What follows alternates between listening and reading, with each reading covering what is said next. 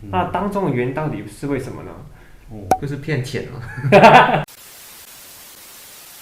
大家好啊，歡迎嚟到90後生活投資頻道，我是大夫。我大夫，知唔知今日我哋喺邊？見到好似係一間室內設計嘅公司喎。冇錯啦，因為咧我就知道大夫咧就好中意睇一啲設計嘅嘢啦，特別係室內設計啊、樓啊等等嘅嘢噶嘛，係咪？冇錯，真係好了解我。係啦，咁所以今次咧我就帶咗大夫咧嚟我呢個朋友嘅公司嗰度嘅。咁所以呢個朋友係 interior designer 嚟嘅喎。冇錯，佢係一個 interior designer 嚟。咁今日我嚟呢度係揾佢做咩咧？今日嚟呢度咧就係俾大夫問下一啲關於裝修或者室內設計嘅問題嘅，因為佢係一個專業人士嚟噶嘛。係啦，咁你就可以得到專業嘅意見啦。當你買一層新嘅樓嘅時候咧，冇咁手騰腳震啊嘛，係咪？哇，咁都真係幾好喎！咁我依家就可以問定佢先喎，到我將來買呢個時候就唔使咁驚啦。係啊，咁可能就即時可以俾啲 advice 啊，譬如有啲咩要注意啊等等嘅嘢，你都可以即刻知道。好啊！好啦，咁事不宜遲，我即刻見下呢個朋友先。好啦，話咁快咧，我朋友就喺度啦，大家一齊歡迎啦，有為先。好啦，咁有為咧，其實咧係除咗係 designer 之外咧，亦都係呢間公司嘅老細嚟嘅。哦，犀利喎！係啊，咁所以咧，你有啲咩問題咧都可以問佢嘅。其實我已經有幾個問題喺腦入邊㗎啦。係啦，但係前提係咧，你係唔可以講廣東話嘅。哦，咁我今集就要用呢個華語啦嘛。那有位你要先介紹一下自己的公司是幹什麼的嗎？好，可以，這個沒有問題。首先我的中文不是很好，但是我會盡力。那我們這個YWA 就是基本上有做建築師，還有室內設計師的這些工。然後我們公司也是有做這些土木工程師的，這樣子三個合併在一起就可以做一個smooth 的一個 journey，就是全部的東西都可以合起來一起做啦。對，室內的就是像一個 building 的裡面的這些設計都有做，比較小的那些細節都會涉及到。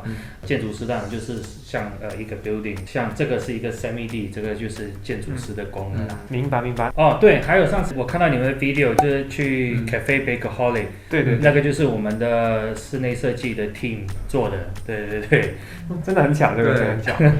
所以說，如果我有任何一些室內設計的問題想要問你的話，你都是可以 OK 的。當然，我會盡力回答。啊，因為我腦海中已經有幾個問題想要問，因為我也打算將來會買自己的房子嘛。OK，所以有一些室內設計的問題，還是比較想問一下比較專業的人士。對 ，professional 嘛。對對對，你有嗎？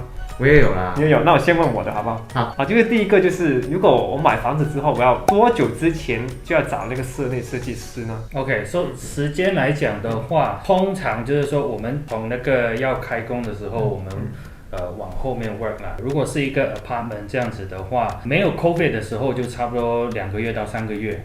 那如果是像現在 COVID，就是有很多像 worker shortage， 然後那些材料也是有問題的話，那最好是準備一個3到4個月。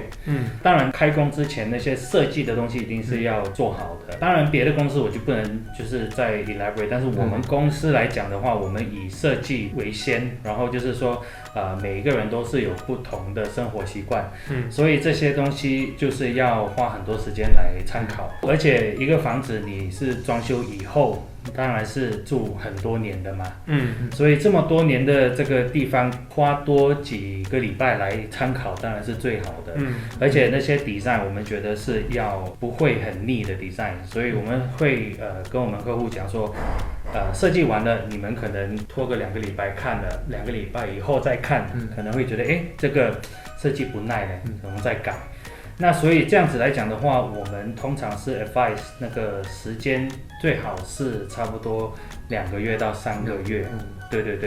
所以如果是說跟most people， 我們是說最好是準備至少4個月之前來找我們。當然4個月也是算蠻短的，6個月是最 comfortable 的一個時間。對，明白。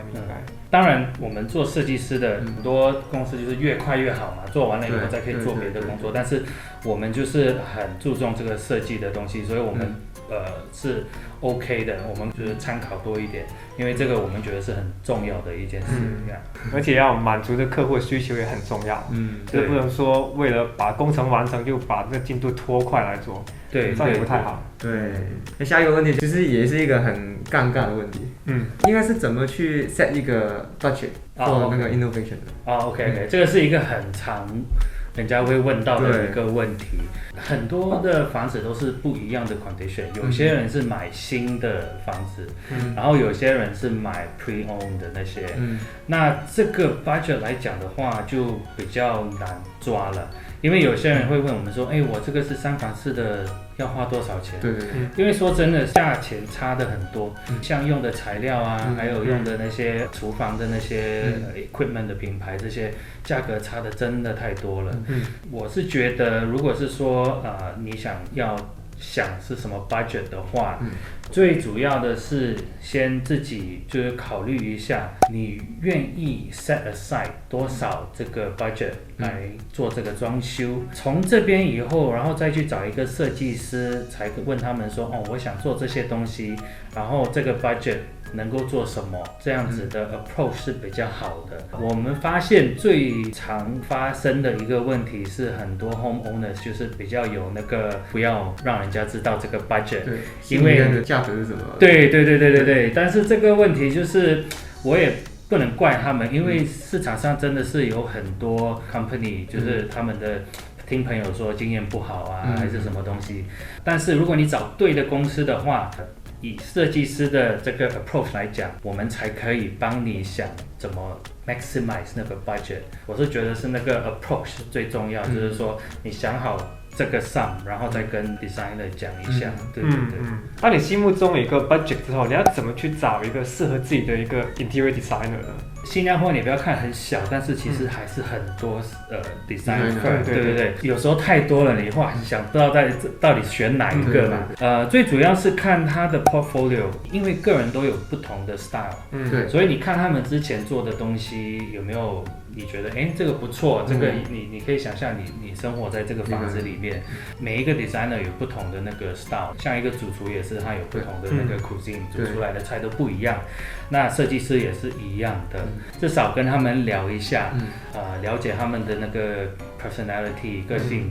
我说最主要是 chemistry， 聊得起来，对，聊得起来，然后他知道你想要什么，对不对？他如果不知道，你一直谈这边，他一直讲这边的设计，那就不对了吧？对，所以这个 chemistry 是很重要。谈话过程，他们会不会很专业的跟你 advice？然后你问的问题，他能不能答？就是因为装修这一个东西不只是一个设计的东西，而且是很 technical 的。对，所以像你问他们一些漏水的问题啦，还是一些这个可不可以做、合不合法这些，他们都应该懂。如果不知道的话，就最好是可能做一点 research 先，然后再用这些来做一个考验的问题啦。原来挑设计师有那么讲究，我现在才知道。那我下次如果要找人帮我设计房子的话，就很小心才行。对，就是我之前听我朋友说，他们去装修的时候就找了不同的店去做这个设计师的报价嘛。但是他们报价回来之后，发现原来每一家价钱都会差很远。那当中的原因到底是为什么呢？就是骗钱哦，就是有一些特别高，有一些也看上去很低，就是低到不合理的一个程度这样。对，这个应该是一个常见的问题啦，但是这个必须说，如果是太低的话也不好。不是最好的，然后太高，最高的也不一定是最好的，对不对？虽然有时候去买东西，你觉得你不知道这个产品的话，可能最贵的应该是最好的，就买了最贵的，人家都会有这种想法。那但是我觉得很多时候你发现到有一些设计公司的话，你直接去找他们的时候，他们就了解起初你想要什么，那他们会说你要做这些东西会是这个价格。当然就是说，如果设计图都还没有出来，然后那些 detail drawing 都没有出来的话，那怎么报价呢？对不对？很多就是说估价的时候就是有做一些猜测。应该会是这样子。我们就是常常会面对这个问题。我们的做法就是说，我们的客户会先找我们做一个 design package。然后这样子我们设计出来以后，就很清楚那个 design 是什么样子，然后用的材料是什么样子，才从那里来出价格，所以就不会碰见那种已经签了合约以后才再加东西这样子。所以是不是诈骗的话，我就这个很难回答。这个但是就是不同公司真的是有很多不同的做法。对。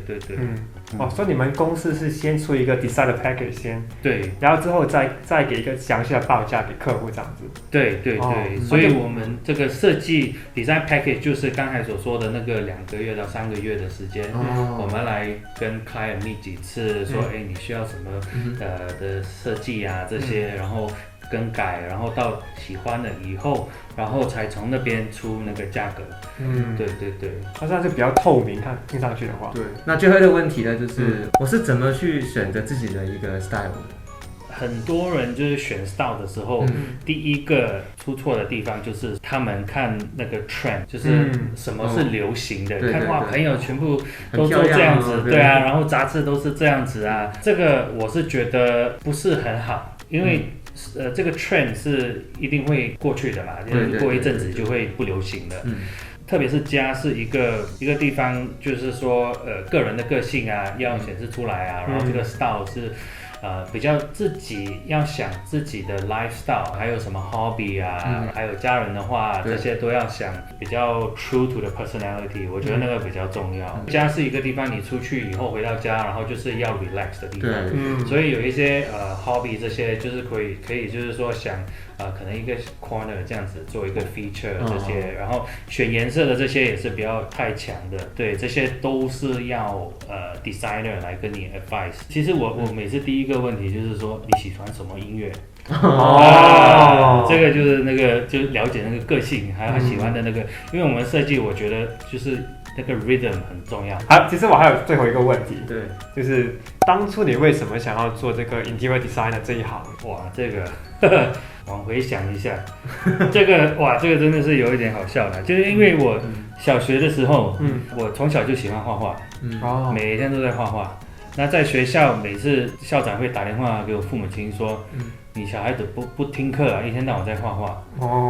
所以但是其实我头脑动的时候，是我手在画的时候，其实我在听课，我不画我就听不进去。